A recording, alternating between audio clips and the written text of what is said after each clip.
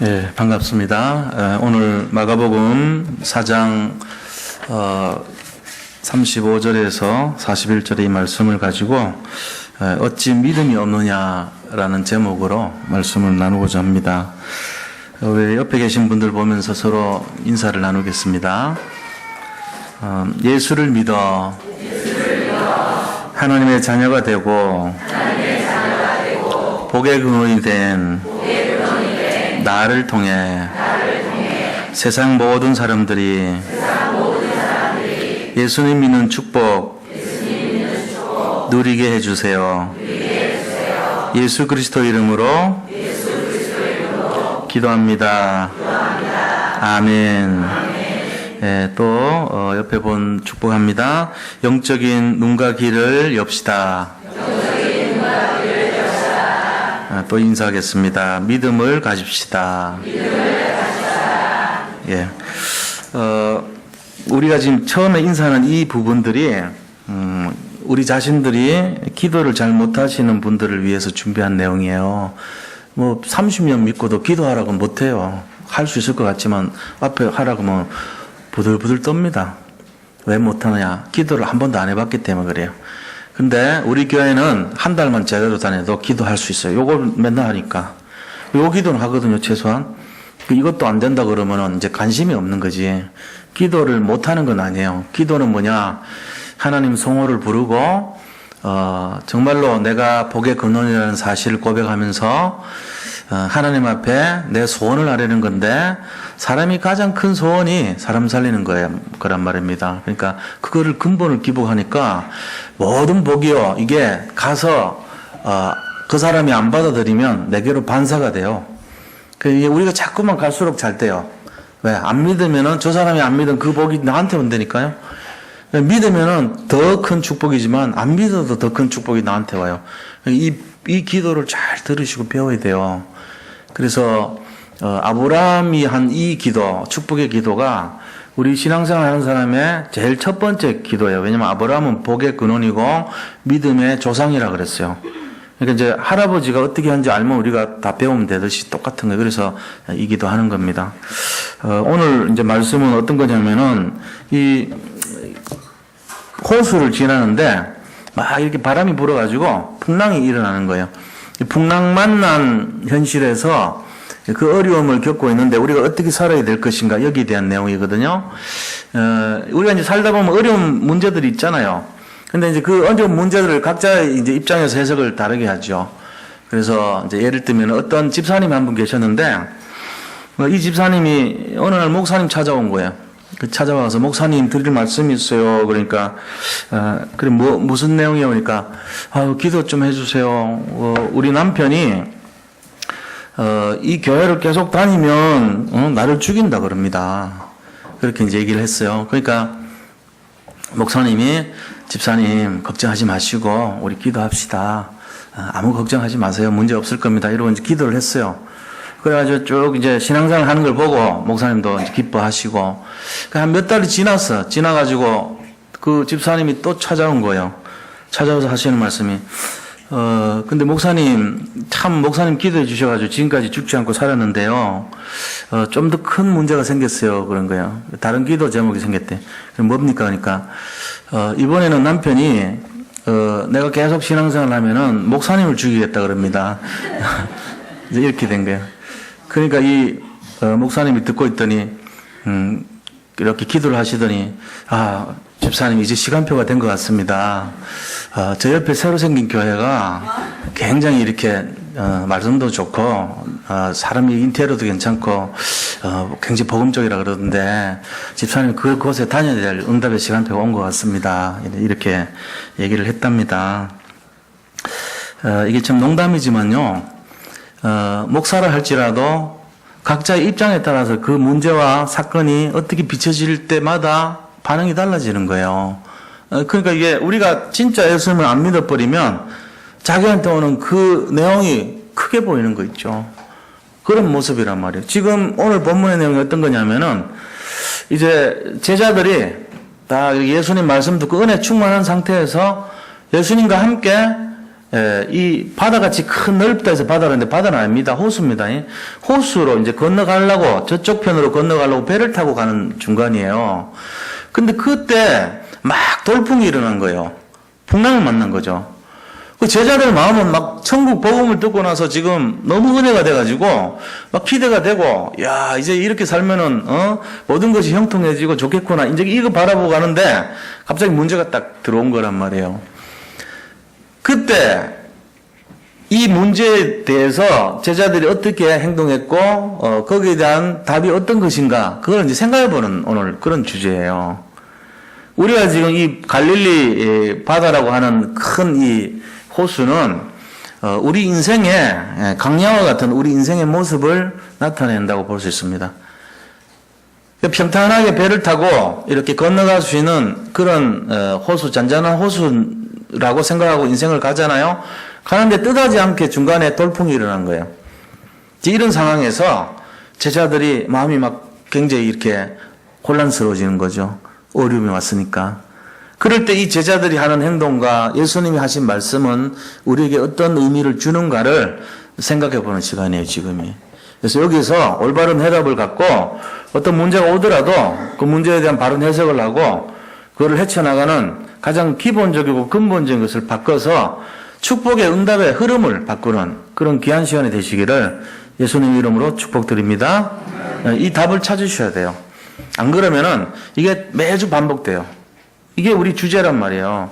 우리가 결국 예수님을 만났다는 것은 어떤 것이냐면은 위기와 문제와 사건 속에서도 복음의 흐름을 가지고 그 끈을 놓치지 않고 끝까지 그리스도에 집중할 수 있는 힘, 이걸 얻는 것을 말하는 것이거든요. 그게 신앙생활이거든요. 근데 사람들이 그렇게 하겠다고 하면서도 아까 그 목사님 같이 정작 자기 문제가 돼버리면은 흔들린단 말이에요. 목회자를 할지라도 마찬가지 아닙니까? 죽인다 그러고 그러니까. 우리 인생이 그렇단 말이에요. 그럼 오늘 이 말씀을 가지고 한번 잘 생각해 보시고, 적용을 잘 해서 이제 승리하는 그런 신앙생활 됐으면 좋겠습니다. 자, 그럼 본론에 들어가서요. 첫 번째입니다.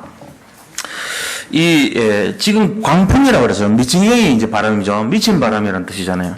이 광풍, 그죠? 광풍을 우리가 바라보는 영적인 시각이 바뀌어야 돼요. 광풍을 바라보는 영적 눈이 바뀌어야 된다. 이게 첫 번째입니다. 전 우리 인생에 어려움이 오고 광풍이 막 올 때 이거를 어떻게 해석할 것인가가 신앙생활의 중요한 내용입니다. 그럼 뭐 일반적인 사람들이야 어려움 오면 어려운 거죠, 뭐. 어린애들은 어떻습니까? 배고프면 울고, 젖을 주면은 자고, 맛있게 먹고 웃고, 그 다음에 자고, 배가 아프면 변을 이렇게 누겠죠. 응가를 하고, 또 엄마가 안아주면은 깨르륵 했다가, 또 배고프면 울고, 오줌 싸면 울고, 이제 그게 뭐냐면은, 그냥 이렇게 본능적인 삶을 살아요. 자기가 뭐 이렇게 뭔가를 해야 되겠다, 이게 없어요. 내가 오줌을 쌌지만 어머니를 불편하게 하면 안 되니까 참아야지. 이런 거 없어요. 그때는 울어야 되는 게 맞는 그 시간표예요. 그 어린 시절에는 이런 것이 없단 말이에요. 그런데 이제 우리가 성숙을 했어요. 그래서 자랐어요. 뭔가를 바라볼 때 해석하는 힘이 달라야 되겠죠. 내가 그것이 어렵더라도 어렵다고 어려운 대로 반응하고, 힘들다고 힘든 대로 반응하고, 내가 지금 고생한다고 고생한 대로 표현할 수 있는 세상이냐? 그렇지 않습니다. 어려워도 인내해야 되고, 또 그 연단을 받아가지고 정금같이 쓸 수 있는 그릇을 준비해야 되고, 어떤 면에서는 할 말이 있어도 참아야 되고, 엄마의 입장이면 애들 다 먹이고 내가 배가 고프지만 엄마는 누룽지만 좋아해, 이럴 수도 있는 것이거든요. 그럼 이제 철없는 자식들은 나중에 엄마 누룽지 좋아한다고 진짜 누룽지만 줘. 나중에 70, 80대 가지고도 우리 엄마는 누룽지만 좋아하셔 이러고는 절딱성이 없이 커가지고. 그게 아니잖아요. 진짜로 우리가 뭔가 본질이 뭔가를 알면요, 영적인 해석이 달라져야 되잖아요. 우리 어머니가 우리 때문에 저렇게 고생하고 우리를 키웠구나, 이거 알아야 되죠. 자식 된 도리가 돼가지고 그렇게 입히고 먹이고 했던 그 깊이도 모르고 철없이 그렇게 하면 안 되죠. 그것처럼 하나님께서 우리를 향해서 여러 가지 어려움 속에서도 인도하시는 뭔가 계획이 있단 말이에요. 근데 그거를 모르고 우리가 있는 거 눈에 보이는 대로 나타난 대로 반응하고 이런 수준 되면 안 된다는 거예요. 신앙생활 하는 것도 하나님의 크고 멋진 계획이 있습니다. 결론을 미리 말씀드리면 절대로 우리는 망한 인생이 아닙니다. 이미 모든 것을 성취하고 응답받은 인생인 줄 믿으시기 바랍니다. 자, 그렇다면은 그런 결과를 갖고 살아가는 인생이 어떤 모습으로 이거를 해석을 해야 되고 어떤 시각으로 이걸 바라봐야 되는가 하는 거에 대한 거예요. 그래서 오늘 35절에서 37절 보세요. 뭐라고 되어 있습니까? 그날 저물 때 제자들에게 이르시되 우리가 저편으로 건너가자 하시니 그들이 무리를 떠나 예수를 배에 계신 그대로 모시고 가매 다른 배들도 함께 하더니 큰 광풍이 일어나며 물결이 배에 부딪혀 들어와 배에 가득하게 되었더라. 지금 예수님께서 배에서 설교를 쫙 하신 거예요. 앞에 무슨 설교를 하셨냐면은 천국에 대한 비밀을 설교하셨어요. 그래서 겨자씨 비유를 가지고 천국을 설명하시고 이 겨자씨만한 조그만한 씨앗이라도 그것이 나중에 자라서 거기에 큰 나무가 될 때 거기에 새가 깃들고 그 나무 밑에 사람들이 모일 때 그 응달의 시원함을 누리는 그런 엄청난 축복과 같은 이 겨자씨가 바로 천국이다 이렇게 말씀하시고 또 조그마한 나무지만 그 나무에 정말로 많은 것들이 응답을 누릴 수 있는 그런 큰 나무로 자라는 것이 천국이다 이렇게 비유하시고 또 등불과 같이 빛이 비치면은 그것을 이 말 있잖아요. 우리 요새는 말 잘 안 쓰잖아요. 근데 대박 달고 하는 그 말 밑에다가 가리는 사람이 없다는 거예요. 말을 가지고 덮지 않는다는 거예요. 오히려 반사경을 가지고 더 빛나게 만들어준다는 거예요. 복음을 갖고 있으면 이 천국의 비밀을 전부 이렇게 알려주는 그것이 바로 천국이다. 그 답을 갖고 있는 사람들이 이 시대를 살리는 주역이 될 것이다. 이런 이제 은혜를 가지고 당신들이 지금 그 빛을 갖고 있고 등불과 같은 존재니까 가는 곳마다 현장이 살아날 것이다. 당신들이 이 천국의 비밀을 누려라. 이제 이런 거를 가지고 이제 힘을 얻은 거예요. 그러니까 성령으로 보면은 성령 충만한 상태죠. 천국의 소망을 가지고 이제 이렇게 살면 되겠다 하면서 예수님 계셨던 그 말씀하셨던 배에 같이 타고 저쪽으로 옮기자니까 같이 가는 중이었단 말이에요. 그때 광풍이 불어닥친 거예요. 광풍이 왜 불어닥쳤을까요? 그건 자연현상이죠 뭐. 근데 저쪽에 이스라엘 가면요 이 갈릴리 호수가 전부 둘레가 51km입니다. 이 둘레 이렇게 전체 그리고 위에서 아래까지가 21km예요. 이 위아래가. 그리고 옆이 7km예요. 그러니까 이게 계란같이 이렇게 생겼겠죠. 실제로 보면 지도 보면 이렇게 생겼어요. 이게 이제 21km고 7km가 1대3 비율이다. 이 미인형 계란같이. 그게 이제 갈릴리 호수인데 깊이가 50m예요. 그 작은 그런 호수는 아니죠. 그래서 워낙 크니까 이거를 바다라고 표현을 한 거예요. 이름도 많아요. 갈릴리 바다라고 하기도 하고 또 게네사렛이라는 지방이 있기 때문에 게네사렛 지방이라고 하기도 하고 또 디베라 바다라고 하기도 해요. 디베라는 이 디베리우스라는 왕을 이렇게 받들어 가지고 디베라 바다라고 하기도 해요. 또 게네사렛이라는 지방이 있기 때문에 게네사렛 호수라고도 불려요. 이름이 많고 또 긴네렛 호수라고도 해요. 생긴 게 비파같이 이렇게 튕기는 비파 있잖아요. 비파호라는 뜻으로 우리도 중국에도 비파호 있잖아요. 그것처럼 비파호 이런 의미로 긴네렛 호수라고 돼요. 그냥 5가지 이름이 있어요. 다 똑같은 말이거든요. 근데 그 갈릴리 그 바다를 지금 주변에 둘러싼 것이 전부 산이 둘러싸여 있어요. 제일 위에는 무슨 산이냐면은 북쪽에는 헤르몬산이라는 산이 있습니다. 저 헤르몬산은요 만년설이 꽉 차 있는 그런 산이에요. 그러니까는 높은 산인데 그 위에 얼음이 꽉 차 있고 이 만년설이 가득 있기 때문에 거기서는 찬바람이 내려와요. 거기에 녹아갖고 물이 내려오는 거예요. 이게 이제 첫 시작이에요. 거기서 이제 나오면서 메론 물가로 오고 그 다음 오는 것이 갈릴리 바다가 되는 거거든요. 갈릴리 호수가 되는 거거든요.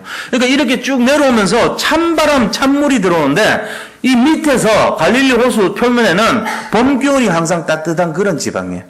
그러니까 이 찬 기온하고 위에서 내려온 찬 기온하고 밑에 있는 따뜻한 기온이 서로 마주치니까 뭐가 형성됩니까? 돌풍이 형성되는 거예요.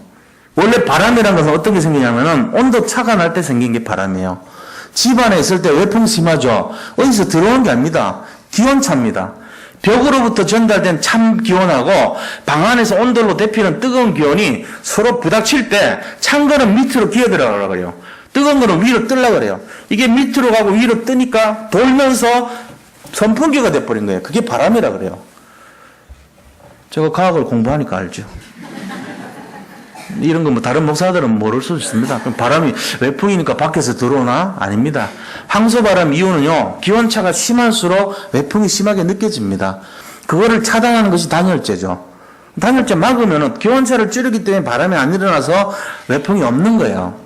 사람들 모르고 바람 들어오는 줄 생각하는데 바람 들어오는 게 아니에요. 바람의 원리가 그런 거예요. 그래서 돌풍이 생기는 거죠. 저 위에 얼음바람하고 여기 있는 봄바람이 서로 부닥치니까 얼음바람이 밑으로 내려오고 봄바람 위로 가니까 이렇게 싹 섞이면서 돌풍이 일어나는 거예요. 그게 뭐냐? 우리 인생의 강풍입니다. 우리 인생도 똑같아요. 잔잔한 호수를 기대하고 나갔는데 나도 모르는데 어디서 그게 나올지 모르는데 반드시 태어난 게 돌풍이고 강풍이란 말이에요. 그렇지 않아요? 예수 믿으면 좀 뭐가 좀 형통하고 잘 돼야 되는데 왜 이렇습니까? 세상에 살기 때문에 그래요. 우리가 죽기 전에는 이 문제 계속 반복됩니다. 누구도 장담 못해요. 이 문제가 계속 걸려요. 자, 그럼 여기에 대한 답이 없으면 어떻게 되겠죠? 늘 우리는 뭐 합니까? 세상 말로 짜증나는 인생으로 살 수밖에 없어요. 고달픈 인생이에요. 왜요? 항상 그 바람개비 속에 선풍기를 틀어놓은 것 같은 세상에 살 수밖에 없는데 내가 들어가야 되니까. 내가 기대한 것은 평안한 세상이지만 하나님이 그렇게 만들어 놓지를 않았어요. 왜요? 강풍이 있어야 될 이유가 있기 때문에 그런 거예요. 그러니까 우리가 그 강풍을 해석하는 눈이 없다면은 시달린다니까요. 이 바람 왜 부는 거야, 이거? 바람 안 불면 큰일 나요. 호수물 썩어요. 바람이 불어서 물결을 뒤집어 놔야 되는 거예요. 그래야지 그 호수가 살아남아요. 우리는 한 가지만 생각해요. 내 편한 거, 내 물길 지나갈 때 동안 편안하고. 그러면 세상이 썩어버린다니까요. 고인물 돼가지고. 잔잔한 물이 좋은 게 아닙니다. 그 속에 있는 많은 생물이 다 죽어버려요, 그러면은. 아무 부영양화가 일어나요. 영양이 넘친다고요. 고인물이 되면은. 그래서 호수 전체가 썩는 걸 막으려고 하나님이 만들어 놓은 거예요, 그렇게. 흔들려서 이게 밑에 것이 위로 오고 위에가 물이 밑으로 내려가면서 산소가 더 들어가고 나쁜 것이 밖으로 표출되면서 이 물이 살아있도록 만드는 원리란 말이에요. 자, 그럼 그 속에 하나님이 배려해놓은 그 세상에서 내가 살아가야 되면은 강풍을 맞을 수밖에 없어요. 그럼 뭐 해야 됩니까? 이 강풍을 보는 눈을 가져야 되죠. 이거에 대한 해석이 없으면은 나는 늘 시달려야 되는 거예요. 그건 늘 짜증스러워요. 늘 불안해요. 이게 우리 인생 됩니다. 그래서 이 원리를 잘 알아야 돼요. 지금 막 기쁨으로 막 충만해가지고 천국 복음을 듣고 저쪽으로 가면은 무슨 기쁜 일이 있을 것처럼 기도하고 나가는데 거기는 하나님이 반드시 필요해서 만들어 놓은 강풍의 세상인 거예요. 근데 그걸 우리는 보면서 왜 이러냐고 짜증내고 불평하고 염려하고 불신하면 되겠습니까? 그게 아니죠. 그것이 올 때, 이때 내가 성공해야 돼. 이거를 내가 승리해야 돼. 이 흐름을 옛날에는 내가 짜증의 흐름으로, 내가 옛날에는 불평, 불만의 흐름으로, 무능력과 무기의 흐름으로, 내가 정말 하는 것마다 다 안 되는 흐름으로 받아들였지만, 이제는 복음 때문에 내가 이 영적 흐름이 바뀌어서 새롭고 산 길이 열리고, 내가 정말 이 속에서도 하나님을 볼 수 있는 믿음이 열리고, 눈이 달라져서 내가 정말로 시대를 살리는 주역이 될 거야. 뭔가 이런 눈이 생겨야 되는 거예요. 이걸 생기시기를 축원드립니다. 이게 해석이 바라져야 돼, 이게. 그렇게 고통스럽고 힘들었는데 괜찮아. 그걸 통해서 나는 더 정금같이 될 것이고 더 하나님의 복음의 비밀을 깨달을 것이야. 이 비밀이 있어야 됩니다. 오늘 이것만 하나 갖고 가셔도 다 끝난 겁니다, 사실은. 이거를 진짜로 누리시기 바랍니다. 이 비밀이 있어야 돼요. 강풍 속에 들어가가지고 맨날 허덕거리면서, 어떻게 하늘을 치냐고, 뭔가를 하는데 막 너무 힘들어. 힘에 붙여. 그렇게 살면 안 되죠. 그렇게 살면 안 돼요. 우리가 왜 그러냐? 그렇게 살 수 없도록 된 우리는 이미 그런 존재란 말이에요. 예수를 믿고 산다는 것이 뭔 말이냐면은 축복을 안 받을 수 없는 그런 인생이 됐다는 얘기거든요. 우리가 지금 어떤 사람이냐면은 어디다가 던져놔도 살 수밖에 없는 인생이 됐고 어디다가 가더라도 우리는 복을 받을 수밖에 없는 인생이 됐다는 얘기예요. 근데 그거를 놓치고 옛날 생각하면서 또 이 강풍 속에 살아야 되냐? 왜 이렇게 힘드냐? 이러고 살면 안 된다는 거예요, 이제는. 우리가 흐름이 바뀌었어요. 응답의 흐름, 축복의 흐름, 승리의 흐름. 정말로 모든 것이 회복되는 회복의 흐름, 치유의 흐름, 이 흐름으로 들어갔다는 것을 믿으시기 바랍니다. 이거를 굳이 난 아니야. 난 그 흐름 아니야. 난 지금 멸망의 흐름을 아직 여전히 옛날처럼 살고 있어. 이럴 것 같으면은 예수 믿지 마세요. 죄송하지만. 예수 믿을 거면 그런 흐름 아닙니다. 지금 분명히 하셔야 돼요. 바뀌었어요. 지금 눈앞에 보이는 거 없고 증거 없어도 바뀐 거 믿으셔야 돼요. 이거. 제가 분명히 말씀드렸어요. 우리는 지금 흐름이 바뀐 사람이기 때문에 실패할 수 없습니다. 우리는 저주장이 찾아볼 수가 없습니다. 우리는 열심히 노력할 필요도 없습니다. 왜? 믿음은 그런 것이 아니에요. 열심으로 하는 게 아니에요. 열심은 아직도 내가 해야 되잖아요. 하나님이 하시는데 내가 왜 건방지게 해요? 나는 믿기만 하면 되는데. 일은 하나씩 하시는 거죠.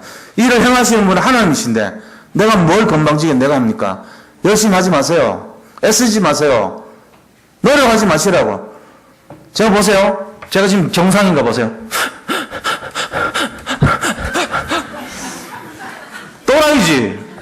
숨을 그렇게 쉬는 게 아니에요. 정상적인 사람은요, 쉬는지 안 쉬는지도 모르게 쉬는 거예요. 예수 믿었는데, 예수님이 우리에게 살리고 있는데, 내가 노력해야 돼. 아니야, 내가 열심히 해야 돼. 기차간에서 열심히 뛰어보세요. 이 사람들 다 쳐다봅니다, 저 이상한 사람이네, 저. 기차 안에서 불안한 거라. 기차가 달리고 있는데 내가 더 뛰어야지 될 것 같아. 그거나 숨을 계속 쉬는 걸 열심히 쉬거나 똑같은 짓이에요. 제발 부탁입니다. 숨 정상적으로 쉬세요.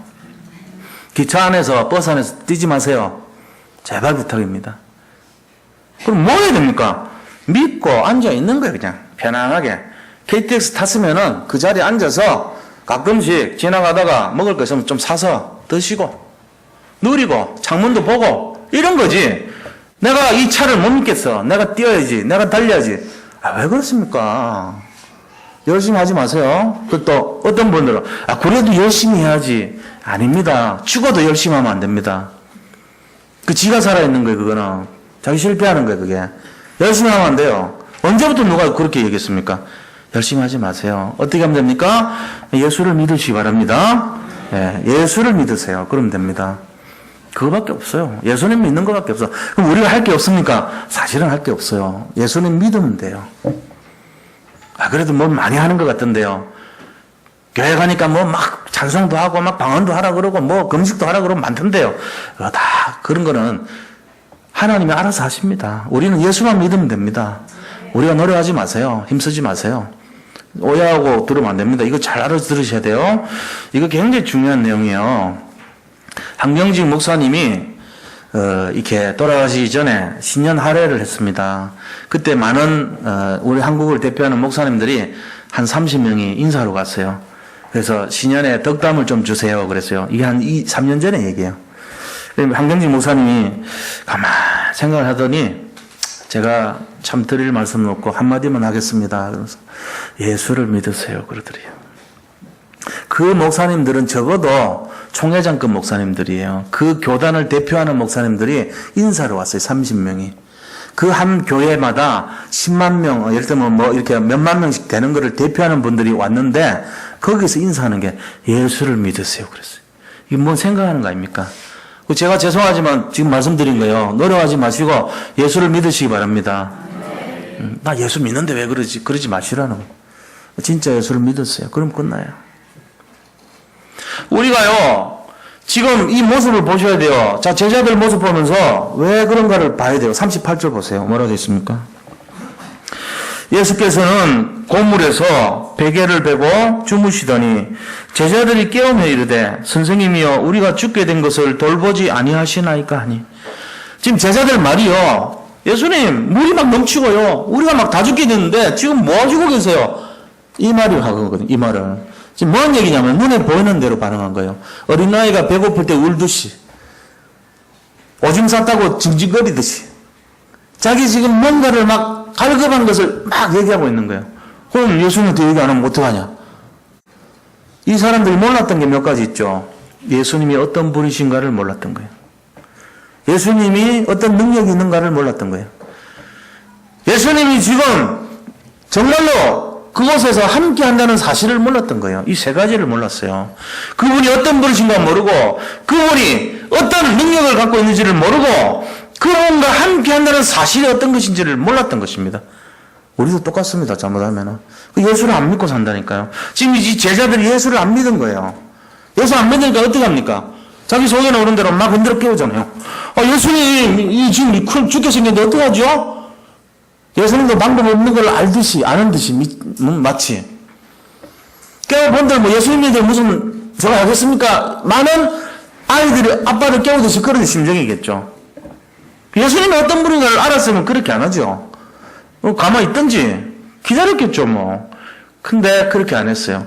그래가지고 이 말씀이 뭐냐면은 우리 인생이 예수님 믿고 천국 소망 듣고 갔는데 풍랑 만나면 전부 다 자기 속에는 어른들하는 게 되어버립니다. 불신앙하는 거예요. 이게 불신앙이에요. 믿지 않는 거란 말이에요. 그러면서 뭐합니까? 예수님 이럴 수가 있습니까? 내가 그토록 사업 위해서 기도했는데 왜 사분가 안 주세요? 내가 이렇게 열심으로 득심으로 노력하고 애쓰고 힘쓰고 내가 정말로 이렇게 없는 돈에 헌금도 하고 내가 다 했는데 왜 이럽니까? 서론 중심이에요. 전부. 본론 아니고 서론. 복음 아니고 응답. 복음 아니고 성공. 복음 아니고 물질. 복음 아니고 세상. 이런 기준으로 살았단 말이에요. 이 제자들이 지금. 눈에 보이는 대로 내가 힘들면 힘들다고 표현해버리고 내가 고달프면 고달프다고 얘기해버리고 이런 인생 된단 말이에요. 그럼 이 사람이 가는 곳마다 행복 있겠어요? 없습니다. 시달립니다. 왜? 세상은 어차피 강풍이 준비되어 있어요. 물을 흔들어 놔야 되니까.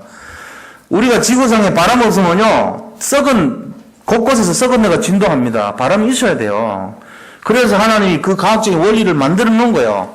찬 곳은 밑으로, 뜨거운 곳은 위로 가게, 그래서 선풍기처럼 돌아가게 만들어 놓은 거란 말이에요. 그래서 모든 것을 회전을 시켜요.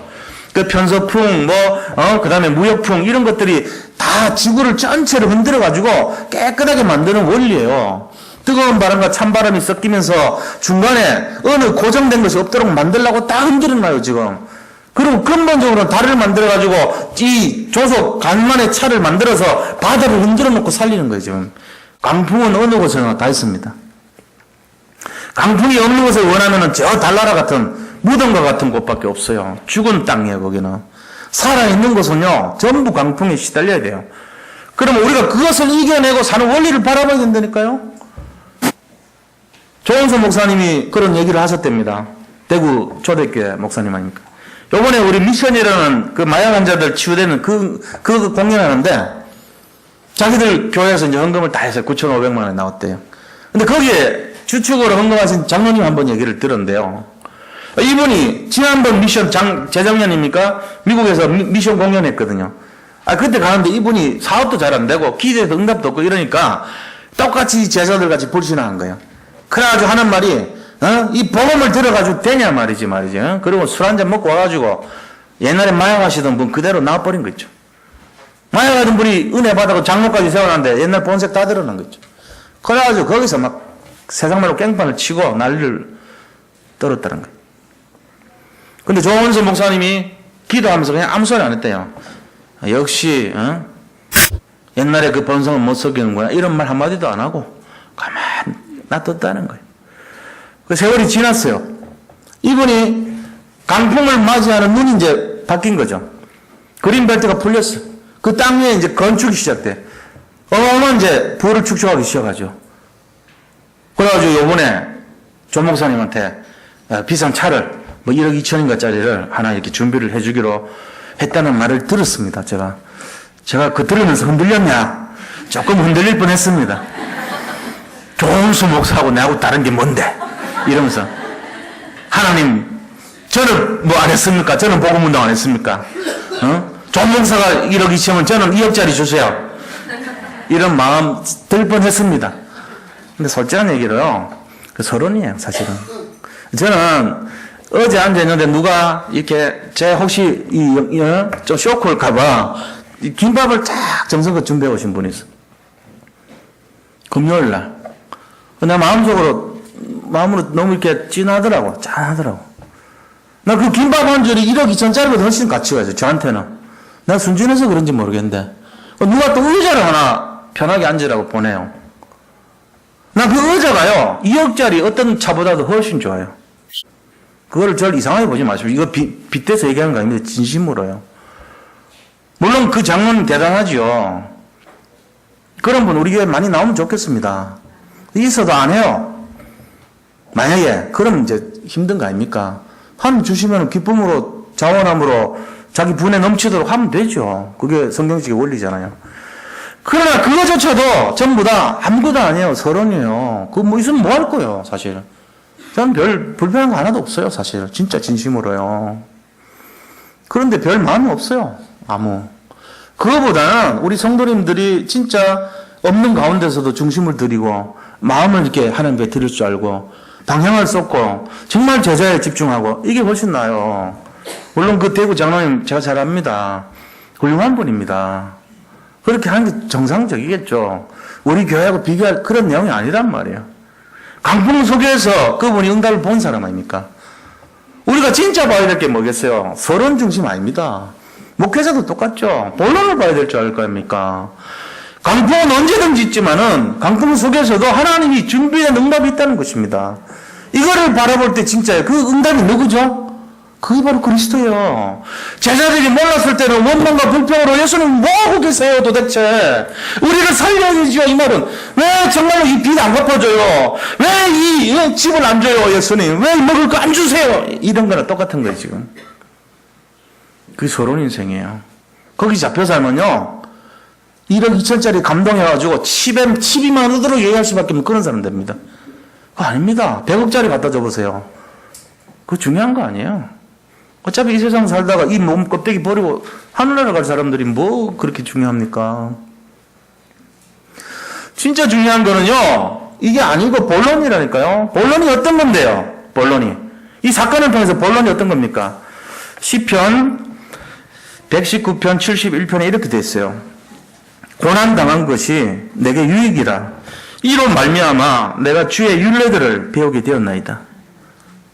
주의 율례를 배우게 됐대. 주의 율례가 뭔데요? 하나님의 율례가 뭔데요? 하나님의 규례가 뭡니까? 복음입니다. 내가 이 고통과 아픔 때문에 복음이라는 것을 깨달았습니다. 이 얘기예요.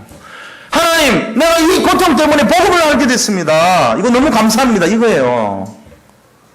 이게 더 중요한 거예요. 이게 본론이란 말이에요. 지금 진짜로 이 사람들이, 이 제자들이 그 천국 소망을 가진 그 마음으로 갔는데 강풍 만났을 때라도 예수님을 진짜로 믿었다면 이 강풍을 통해서 오히려 예수님을 바라보고 집중하고 기다렸을 겁니다. 이분이 어떤 분인데요? 모든 것을 해결할 수 있는 분이라는 것을 깨닫는 거예요. 그런데 몰랐던 거죠. 그분이 어떤 분인가를 몰랐고 같이 있는데도 몰랐던 거예요. 그러니까 눈에 보이는 대로 반응했잖아요. 잘 이해하셔야 됩니다. 오늘 본문 중요한 내용이에요. 자, 큰 두 번째로요. 예수님께서는 그러면은 우리에게 뭘 요구하십니까? 진정으로. 믿음을 요구하시는 거예요. 그래서 예수님이 39절에서 40절 보세요. 예수님께서 깨어 바람을 꾸짖으시며 바다더러 이르시되 잠잠하라 고요하라 하시니 바람이 그치고 아주 잔잔하여지더라. 잔잔해졌어요. 그러면서 이에 제자들에게 이르시되 어찌하여 이렇게 무서워하느냐? 너희가 어찌 믿음이 없느냐? 그랬습니다. 이 문제가 다른 문제가 아니고 믿음의 문제라는 것을 간파하신 거예요. 예수님이. 너희들이 믿음이 없지 않냐는 거예요. 이 돌풍은 언제든지 온다. 근데 너희가 언제까지 내가 너희들 옆에 있으면서도 나를 모르고 있느냐 이 말입니다. 지금 우리 속에 다 예수님 들어와 계신 줄 믿으시기 바랍니다. 임마누엘로 성령으로 예수 영접하는 순간에 다 들어와 계세요. 자, 그러면 이 예수님이 어떤 분인가를 깨달으셔야 돼요. 밖에 나가는 순간 강풍이 기다리고 있습니다. 이 강풍은 세상을 살리기 위해서 하나님께서 만드는 법칙이에요. 고민과 염려와 문제는 살아있는 사람들에게 누구든지 오게 돼 있는 겁니다. 자, 그럼 이걸 어떻게 우리가 이겨내야 되죠? 내가 예수님과 함께 하는데 내가 왜 걱정을 해? 이게 정답이에요. 내가 그분과 함께 하는데 내가 왜 실패해? 내가 왜 부족해? 이것이 정답입니다. 이걸 굳게 잡으시기 바랍니다. 이 결론이 필요한 거야. 그걸 믿음의 사람이라 그래요. 어떤 어려움이 온다 할지라도 내가 주님과 함께하니 어디든지 천국이다. 이 소망, 이 믿음 회복하시기 바랍니다. 지금 어려움 속에 간다 할지라도 걱정하지 마세요. 예수 믿는 사람들은 뭐가 달라졌어요? 영적인 흐름이 달라졌어요. 옛날에는 저주받을 흐름이었다면 이제는 형통의 흐름으로 들어가요. 복음의 흐름은, 축복의 흐름은 우리에게 우리의 미래 반드시 성취될 줄로 믿으시기 바랍니다. 지금요 우리나라가 앞으로 잘 될 겁니다. 저는 그렇게 보고 있습니다. 영적 흐름이 회복될 줄로 믿습니다. 복음의 흐름의 가치를 발견한 사람들이 여기저기 일어나고 있어요. 지금 우리 삼들 선교교회도 그래요. 여기 안에서 진짜 참된 제자의 삶을 사는 사람들이 여기저기 막 세워지고 있단 말이에요. 우리가 개나리 보면은 배울 게 많다고요. 한겨울에 그렇게 눈이 많이 오고 엄동설원에 시달리고 어렵지만은 봄이 되면 영락없이 꽃을 피우잖아요. 노랗게 물들입니다. 진달래도 마찬가지죠. 하나님은요 영적인 과학으로 우리에게 이 동일한 원리를 주셨어요. 예수님으로 충만해지면은 흐름이 바뀌어요. 그 흐름은요 축복의 흐름, 응답의 흐름, 막을 수 없는 불가항력적인 축복의 흐름이에요. 아무도 우리를 막을 수 없습니다. 여기서 참된 자유를 누리시기 바랍니다. 정말로 복음을 갖고 있다면은 걱정하는 것이 죄고 불신하는 것이 죄인 줄 믿으시기 바랍니다. 걱정하면 안 돼요. 반드시 승리해요. 그리고 옛날에 상처, 아픔, 고통 다 지나갔어요. 다 용서받았어요. 더 이상 염려하지 마시기 바랍니다. 어떤 것도 걱정하시면 안 돼요. 이제는 축복의 흐름으로, 승리의 흐름으로, 응답의 흐름으로 앞으로 지속적으로 나타날 줄 믿으시기 바랍니다. 특별히 사업하시는 분들 기대하세요. 오병이의 기적이 나타나고 로봇의 축복이 나타날 것을 확신합니다. 왜? 영적 흐름이 그렇게 됐기 때문에. 전에는 가난했다면 이제는 거부가 되고, 전에는 어려웠다면 이제는 승리가 되고, 전에는 힘들었다면 이제는 활짝 핀 그런 흐름으로 진행될 줄 믿으시기 바랍니다. 언제부터 이병철 그분이 부자였겠습니까? 언제부터 우리나라의 거부들이 태어날 때부터 부자였습니까? 아니잖아요. 자수성가한 사람들 많잖아요.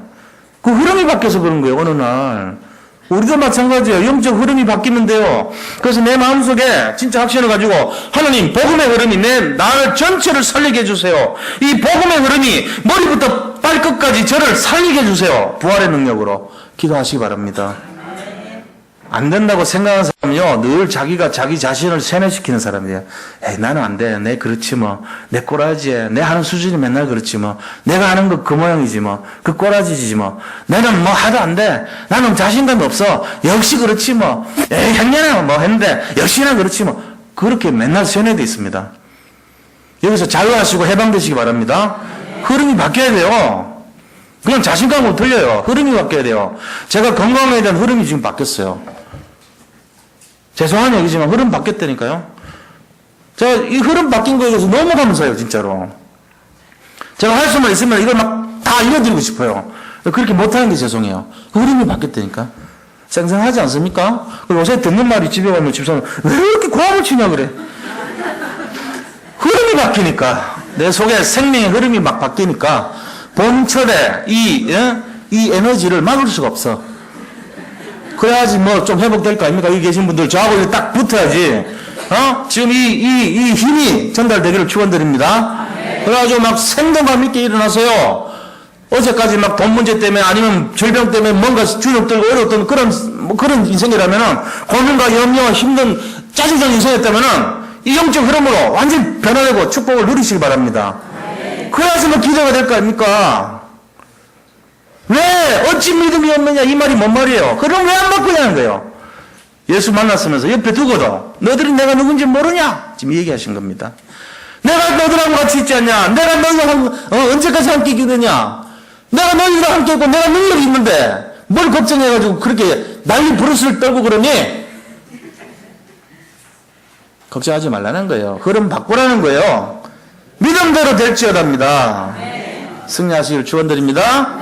그래서 제가 부탁을 좀 드릴게요. 새벽기도 좀 나오세요. 생뚱맞는 것 같으면은 이상하죠. 새벽기도는 뭐냐면은 이제 봄철에 우리 얼마나 기도하기 좋아요. 봄에는 봄이라서 잠자기 좋고, 겨울은 겨울 추워서 집에 엉클기 좋고, 가을은 선선해서 또 놀기 좋고, 겨울은 추워가지고 안 나오고 이런 식으로, 여름 더워서 안 나오고 이러면 나올 기회가 없어요. 그러지 말고 여기 다 같이 모여서 요번 제 말씀 딱 듣고 같이 오시는 분들 세상말로 대박 터질 줄 믿으시고 여기 나오세요. 새벽에. 네? 새벽기도 결단하시기 바랍니다. 이 강주나 뭐 멀리 인천에 이런 데는 집에서 하세요. 약속을 해 그 대신에 5시에 다 같이 일어나서 한다고. 5시에 새벽기도 약속합니다. 네. 믿음으로 결단하셔야죠. 새벽기도 많이 나오세요. 우리 교회가 이제 영적으로 하나가 돼야 돼요. 제가 그것 때문에 그래. 요즘은 이제 얼마 안 나와요. 그러니까 야, 이거 문 닫아야 되나 싶기도 하고 그래요. 우리 복음 흐름을 갖고 있는 사람들이, 축복의 흐름을 갖고 있는 사람들이 왜 이걸 놓쳐요? 막 올라갈 때 타요. 전부 다 올라타 여기다. 타면 전부 다 승리한다니까요. 복음의 승리에 그 흐름에 편승하시기를 축원드립니다. 새벽 기도부터 시작하자고요. 그래서 잘 때면 9시 기도 하려고 그래 지금 나도. 밤 9시에 모여서 기도 한번 해볼까 싶기도 하고. 새벽 기도부터 시작합니다. 진짜로 아멘. 아멘. 예. 아멘 하신 분들은 하나님 앞에 안 하면 거짓말쟁이 되는 거예요. 진짜로 집에서라도 하셔야 돼 이거는. 새벽 기도 5시 정식 기도. 자, 그 결론을 말씀드리고 마치겠습니다. 예수님이 이름의 권세를 사용해서 반드시 승리한다는 믿음을 가지고 불신앙 꺾으세요. 이거 가져야 됩니다. 예수님 딱 우리가 함께하고 있기 때문에 불신앙만 꺾으면 역사 일어나요. 두 번째는 뭐냐면은 하나님이 이거 누릴 때 평안이 오는 거예요. 진짜 평안은 이거 누릴 때 와요. 예수님하고 내가 함께하니까 걱정을 왜 하느냐 이거 할 때 평안이 옵니다. 세 번째요. 이거를 통해서 나만 혼자 사는 게 아니고 하나님 나라 확장을 위해서 사용되는 그런 발걸음이 되시기 바랍니다. 주변의 사람들한테 복음 막 전하는 사람은 얼마나 행복한데요. 그거 막 아무리 바빠도 복음 전하는 게 최고예요. 복음 전하는 게. 그런 축복을 누리시기를 축원드립니다. 자, 우리 받은 말씀 잡고 걱정, 근심, 염려하지 마시고 한 주간 승리하시길 바라면서 같이 기도하겠습니다. 하나님 감사합니다. 우리가 하나님 자녀된 거 감사드리고 정말 어려운 강풍이 일어나지만 이 강풍이 나를 오히려 복음으로 이끌어가는 기회가 될 줄로 믿습니다. 우리 모든 성도님들 그 어려움 바라보고 고난을 속에서 아버지 절망하고 좌절하지 말게 하시고 정말로 믿음을 배울 수 있도록 인도하여 주옵소서. 하나님께서 믿음을 우리에게 요구하시고 있사오니 우리 어떤 상황 속에서도 오직 그리스도에 집중하며 믿음으로 승리하는 결단의 사람들이 다 되게 인도하여 주옵시고 우리 자신뿐만 아니라 정말 복음 안에 있는 비밀을 다른 사람들에게도 전파하며 그들을 살릴 수 있는 최고 축복의 능력을 가진 사람들이 다 되게 인도하여 주옵소서. 살아계신 우리 구주 예수 그리스도 이름으로 감사드리며 기도합니다. 아멘.